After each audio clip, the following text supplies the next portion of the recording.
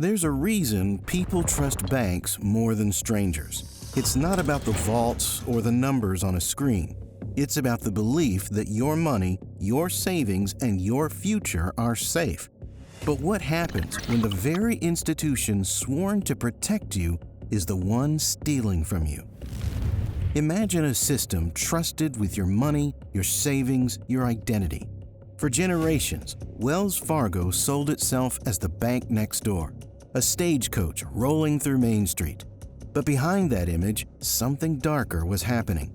Millions of accounts were created in secret, some in your name without your consent, and no one stopped them. This wasn't the work of a few rogue employees. It was a system designed, rewarded, and enforced from the very top. Executives turned their own staff into unwilling accomplices and customers into targets. What looked like community banking was in fact a machine built to squeeze families, retirees, and students for fees on products they never signed up for. This is more than a scandal. It's a story of institutional betrayal of a bank that built fraud into its operation and got away with it. This is the story of how Wells Fargo stole from America, all in the name of customer service. Surprise! Not AI, just Tony. A real dude with a voice that keeps fooling the internet. Smash, like, subscribe, and let's remind the bots who runs the show. Chapter 1. The machine John Stumpf built. Before we discuss how Wells Fargo transformed into a criminal enterprise disguised as a bank, you need to understand the man who built the machine, John Stumpf. He wasn't just another CEO in a gray suit. He was the architect of a system so polished, so ruthlessly efficient, it looked less like banking and more like a cult. He believed every customer interaction was an opportunity to sell anything. Why stop at checking accounts when you can add a savings account, a credit card, a mortgage, auto insurance, maybe even an investment product or two? This strategy was dressed up in corporate jargon known as cross-selling. Inside Wells Fargo, it became a mantra with the catchphrase, 8 is great. 8 accounts per customer, no matter who they were or what they actually needed. On paper, it looked brilliant. Wall Street loved the numbers, and Stumpf and his lieutenants, including Carrie Tolstedt, who was the head of community banking, collected staggering bonuses as the sales graphs climbed higher. But beneath the surface, 8 is great was less a strategy and more a demand, an ultimatum handed down to branch managers and frontline staff. Sales quotas weren't just targets, they were career death sentences. Miss your number and you risked losing your job. People were feeling so pressured to meet sales quotas that they were cheating. We're talking about a scandal here that involves thousands of their employees cheating tens of thousands of customers out of money and making millions of dollars doing it for the bank. That pressure created an environment that felt less like a community bank and more like a financial sweatshop. Daily sales huddles where employees had to justify why people didn't need another credit card. Weekly league tables pinned to the wall, pitting colleagues against each other in a zero-sum contest. Managers interrogate staff as if they were suspects. And at the top of this pyramid is John Stumpf and executives like Carrie Tolstedt. They cashed in on the results while maintaining plausible deniability. If the numbers were good, they celebrated. If fraud was exposed, they claimed ignorance. It was the perfect shield. Take the credit, dodge the blame. But here's the problem with designing a system built on impossible goals and fear. Eventually, the pressure becomes unbearable. Thousands of employees, desperate to keep their jobs and feed their families, began doing things they never thought they would do. They opened accounts customers hadn't asked for. They transferred money without permission. They signed people up for credit cards and auto insurance they didn't need, all to hit a quota that was never achievable in the first place. It wasn't just unethical, it was fraudulent and illegal. Meanwhile, Wells Fargo employees didn't get creative, but they got cornered. And the result was millions of fake accounts, hundreds of thousands of families hit with fees and ruined credit scores, and the total collapse of the trust that once defined one of America's most iconic banks. Chapter 2. How the Fraud Worked. It started small. A banker nudging a customer into overdraft protection they didn't ask for. A savings account opened just in case, because someone once mentioned they might start saving. Technically fraud, but easy to rationalize. After all, the customer might even thank you for being proactive. But Wells Fargo's quotas weren't built for small cheats. The bar kept climbing, and harmless wasn't going to cut it anymore. Employees began opening accounts customers never authorized. They had everything they needed right in front of them: your name, your address, your social security number. Suddenly, you had a checking account, a credit card, even a line of credit you never signed for. The sophistication of this scheme would almost be impressive if it weren't so criminal. Workers invented fake email addresses to intercept account alerts. They set up bogus PINs so customers couldn't stumble across phantom accounts in online banking. They even shifted money from legitimate accounts into fake ones to meet minimum balance requirements. And then there were fees: overdraft fees, annual fees, and maintenance fees. By the end, Wells Fargo admitted to at least 3.5 million fake accounts. Over 190,000 customers were wrongly charged fees related to accounts, including overdraft fees. And roughly 570,000 customers were forced into unnecessary auto insurance policies between 2012 and 2016. This was not a secret. Inside the company, it became the worst-kept joke in American banking. And here's the part that should stop you cold. Wells Fargo knew. Internal reports as far back as 2002 flagged unusual account opening patterns. Customers complained about accounts they didn't open. Fraud detection systems lit up with red flags. But instead of stopping the fraud, executives looked the other way. They kept counting the money. Employees who tried to speak up quickly learned the cost of honesty. They called ethics hotlines, wrote letters to senior management, even reached out to regulators. The result was retaliation. Whistleblowers were fired for missing sales goals or branded as not team players. According to a 2013 internal survey, 25% of employees reported feeling pressure to compromise their ethics to meet targets. Wells Fargo didn't just tolerate fraud, they enforced it. When regulators asked how the bank responded, Wells Fargo pointed proudly to training programs, but these weren't designed to curb misconduct. They were designed to help employees cross-sell more efficiently. The message was clear. The problem was fraud done badly. And yet, despite millions of fake accounts, many customers didn't notice right away. Those who did were met with something worse than denial: gaslighting. The bank insists it's tied to a special promotion they signed up for, even though they don't recall signing anything. And even after they promised to close the account, they ended up with wrecked credit, drained balances, and years of financial headaches. This gaslighting wasn't accidental. Wells Fargo trained customer service staff to deflect, confuse, and minimize. The goal wasn't to solve problems, it was to make them disappear. And for many, it worked. Customers second-guessed themselves, doubted their memories, and moved on. But not everyone. Chapter 3.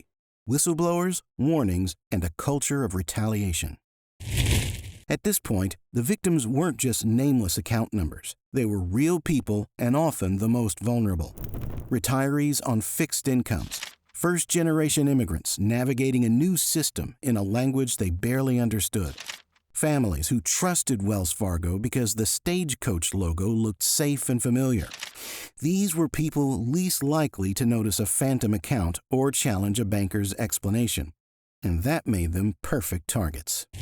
To Wall Street, Wells Fargo appeared untouchable. Customer retention was soaring. Cross-sell rates were industry-leading. And the CEO was bragging about the 8 is great mantra at investor meetings. Think about that. They weren't hiding the fraud, they were advertising it as a competitive advantage. Every scandal, though, has its breaking point. And in this one, the first cracks didn't come from regulators or lawmakers. They came from inside the bank. Whistleblowers began to push back. Someone like Yesenia Guitron, a Los Angeles banker who noticed colleagues opening unauthorized accounts. When she refused to play along, her manager told her she wasn't being a team player. Our other whistleblower honoree is Yesenia Guitron, one of the first Wells Fargo employees to call attention to the bank's sham credit account scandal.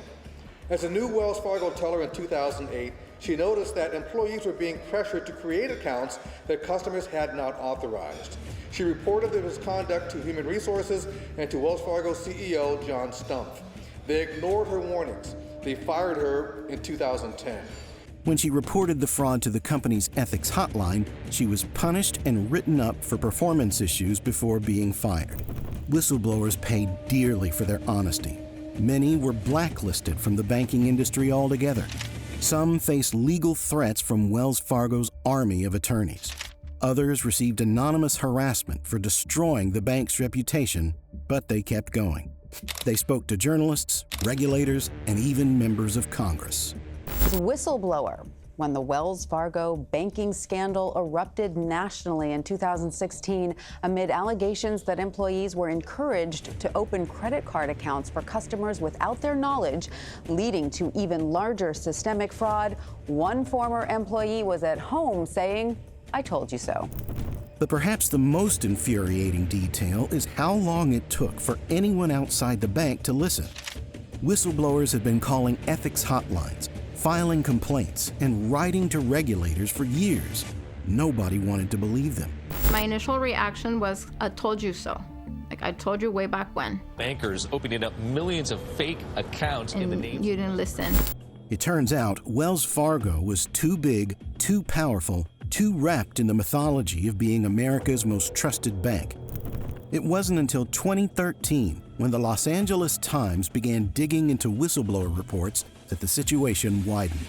And it wasn't until 2016, when the Consumer Financial Protection Bureau fined Wells Fargo $185 million, that the story finally broke wide open. By then, the fraud had been running for well over a decade. Millions of customers had already been defrauded. The truth was finally out in the open, but the bigger question remained. What would happen to the executives who built this system? Chapter 4. Congressional Theater and Toothless Consequences. It turned out that the whistleblowers had been right all along, but it took over a decade before anyone with power bothered to listen. In September 2016, the scandal finally exploded into public view. The scale was massive, with 3.5 million potentially fake accounts, 500,000 families forced into unwanted auto insurance, and nearly 200,000 wrongly charged overdraft fees. Millions of victims, thousands of employees were implicated. Surely, this would be the scandal that brought accountability to corporate America. But if you think so, you would be wrong. Let's start with what happened. The Consumer Financial Protection Bureau hit Wells Fargo with a record-breaking fine, $100 million.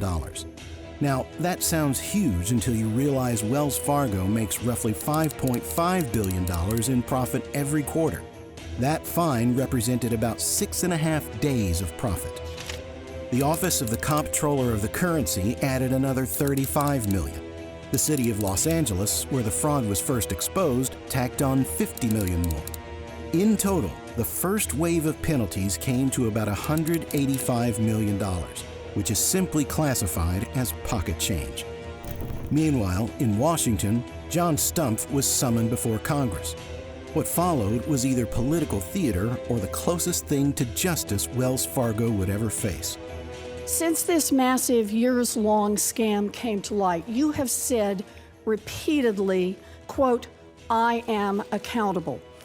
But what have you actually done to hold yourself accountable? Have you resigned as CEO or chairman of Wells Fargo? The board, I serve at Have you resigned? No, I've not. All right. Have you returned one nickel of the millions of dollars that you were paid while this scam was going on? Well, first of all, this was by 1% of our people. That's not my question. My question, this is about responsibility. Have you returned one nickel of the millions of dollars that you were paid while this scam was going on? The board will take care of that. Have you returned one nickel of the money you earned while this scam was going on? And the board will do. I will take that as a no then. Have you fired a single senior executive? And by that, I don't mean a regional manager or a branch manager. I'm asking about the people who actually led your community banking division or your compliance division. We've made a change in our regional to lead our regional bank. I just said, I'm not asking about regional managers. I'm not asking about branch managers. I'm asking if you have fired senior management, the people who actually led community banking division, who oversaw this fraud, or the compliance division that was in charge of making sure that the bank complied with the law. Carrie Tolstedt. Did you fire No. any of those people? No. Okay. The moment that went viral was when Senator Elizabeth Warren's cross-examination, after which she demanded to know why Stumpf hadn't resigned, why no senior executives were fired, and why no one was being held accountable. It was magnificent television, but also toothless, because here's the truth. Congress can grill CEOs, but they can't send them to prison.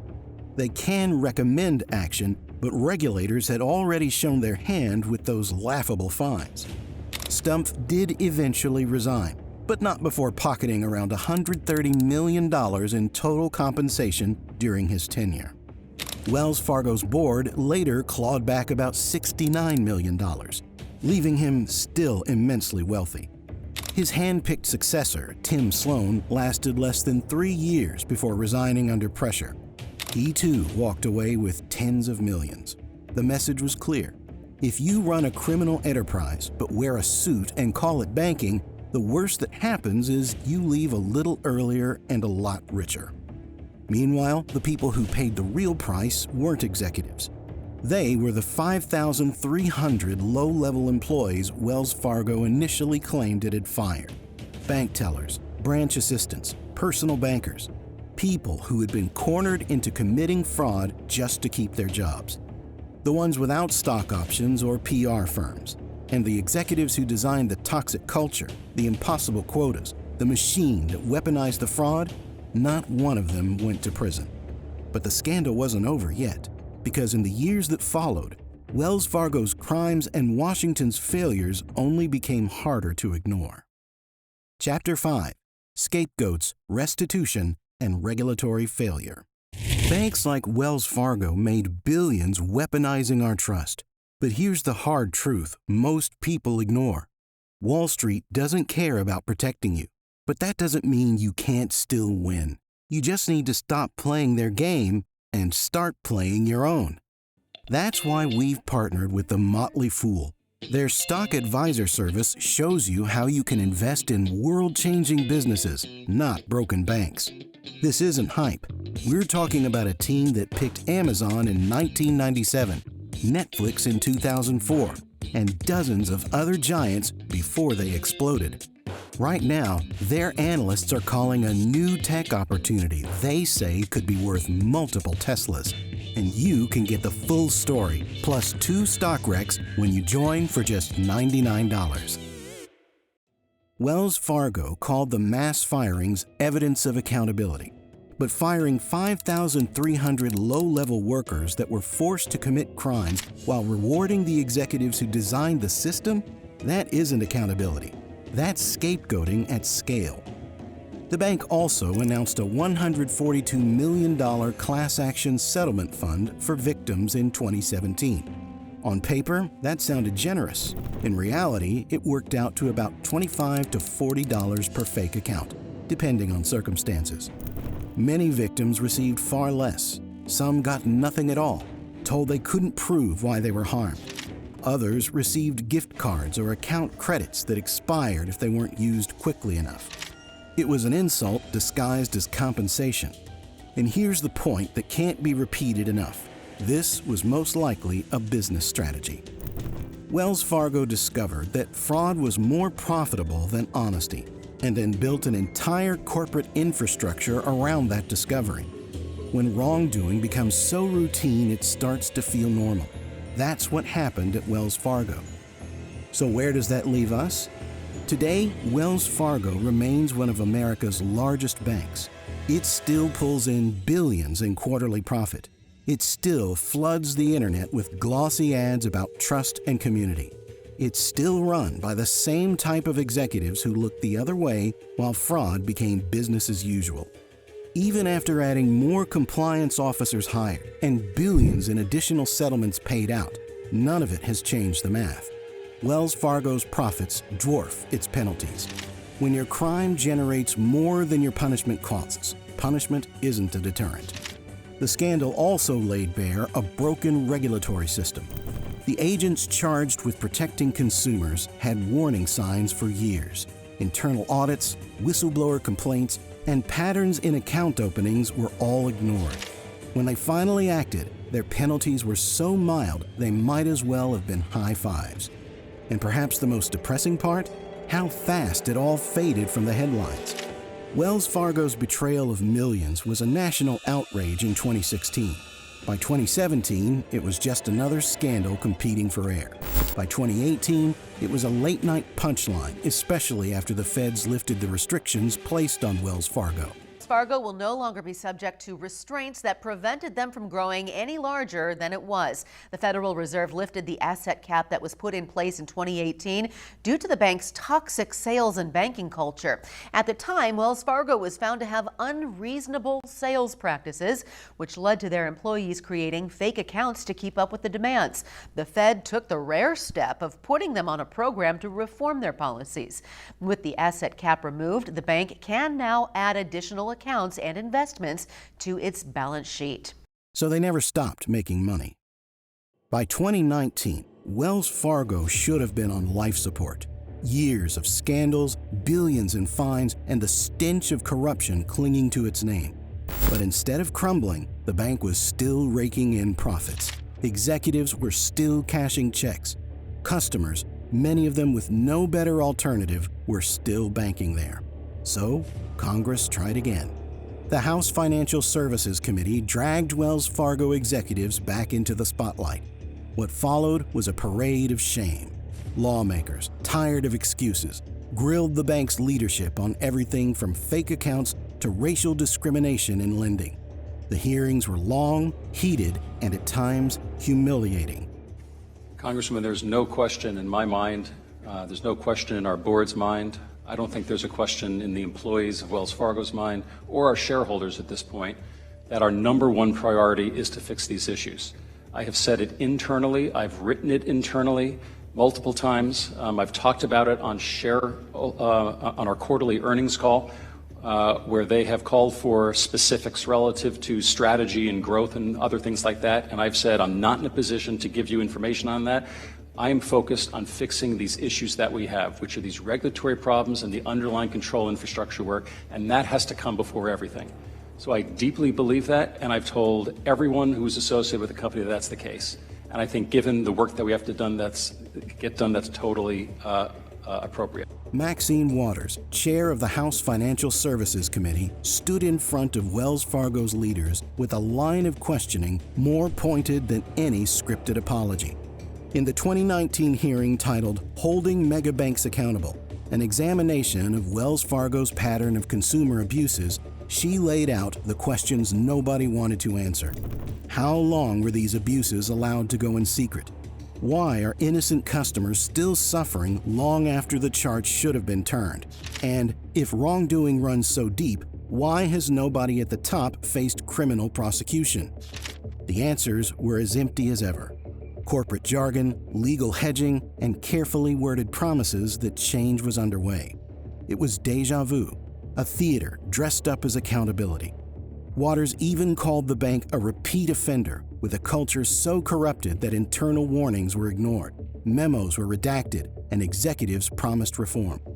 And when that didn't satisfy the public, she asked the Department of Justice to examine whether the bank's CEO had misled Congress. The hearing, the documents, the stacked inquiries, they revealed that even when evidence was laid out in plain sight, those in charge could still count on the system to protect them. However, In February 2020, Wells Fargo agreed to pay $3 billion to settle civil and criminal investigations by the Department of Justice and the Securities and Exchange Commission.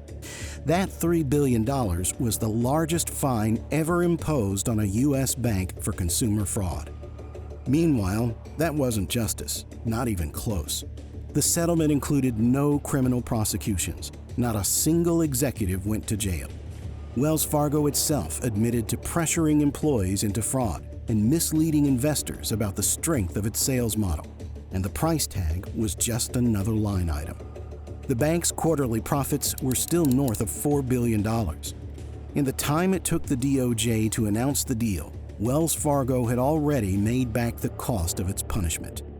Think about that. If you or I stole $100, we would be arrested. But if Wells Fargo stole billions, they got a press release, a fine shareholders could absorb, and a chance to declare that matter resolved. The $3 billion deal wasn't accountability. It was an absolution, a hall pass for corporate crime. And it told every other bank, every other Fortune 500 company watching, play your cards right, and fraud isn't a felony, it's just a fee. Wells Fargo didn't just betray its customers. It betrayed the very idea that banks exist to safeguard, not exploit. And the bitter truth is this: in America, the bigger the crime, the lighter the consequence, as long as you commit it in a suit. But Wells Fargo wasn't the only bank willing to turn crime into a business model. Because while Wells Fargo was stealing from everyday Americans, another global bank was doing something even darker: laundering billions of dollars for the most violent cartels on earth. In our next episode, we meet the global bank that laundered billions for drug cartels and helped fund a war.